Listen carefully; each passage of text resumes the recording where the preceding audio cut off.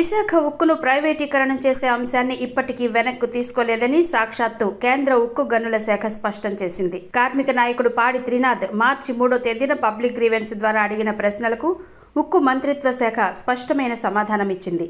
2021 జనవరిలో cabinet committee తీసుకున్న నిర్ణయాన్ని వెనక్కు తీసుకోలేదని మంత్రిత్వ శాఖకు చెందిన deputy secretary Gopal Krishnan Ganesan April 3వ తేదీన సమాధానమిస్తూ స్పష్టం చేశారు.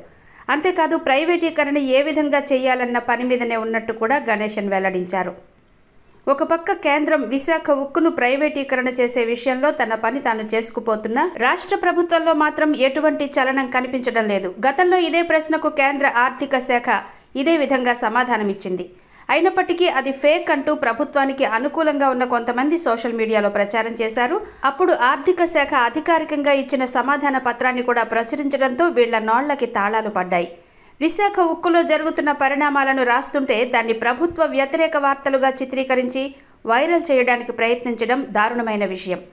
విశాఖ ఉక్కును రక్షించుకోవాల్సిన బాధ్యత యావత్ తెలుగు ప్రజలపై ఉంది. విశాఖ ఉక్కును కాపాడే బాధ్యత ముఖ్యంగా రాష్ట్ర ప్రభుత్వం తీసుకోవాల్సి ఉంది. కానీ విశాఖ ఉక్కులో ఒకదాని తర్వాత మరొకటి ప్రైవేటీకరణ వైపు అడుగులు పడుతున్నా రాష్ట్ర ప్రభుత్వం ఒక్క మాట కూడా మాట్లాడడం లేదు. మార్చి 1 నెలలోనే విశాఖ ఉక్కులో 1200 మందికి వీఆర్ఎస్ ఇచ్చేసి ఇంటికి పంపేశారు.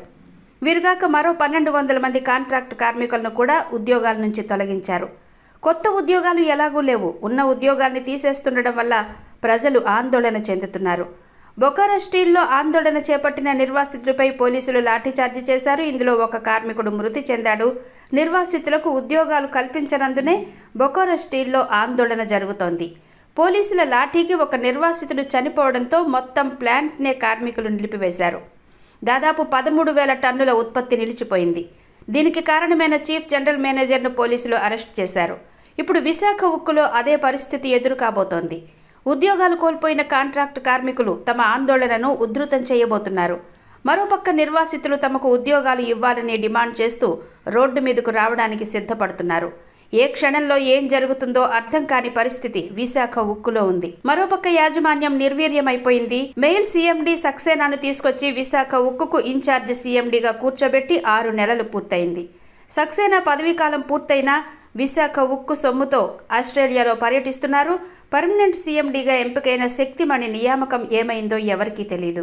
6 నెలల కాలంలో ప్లాంట్ను అతలాకుతలం చేసి పారేశారు. అయినా స్థానిక ప్రజాప్రతినిధులు నోరు విప్పడం లేదు. ఇప్పుడు కేంద్ర ఉక్కు గనుల శాఖ ఉన్నతాధికారి స్వయంగా విశాఖ ఉక్కును ప్రైవేటీకరణ చేయడం ఖాయమని స్పష్టం చేశారు.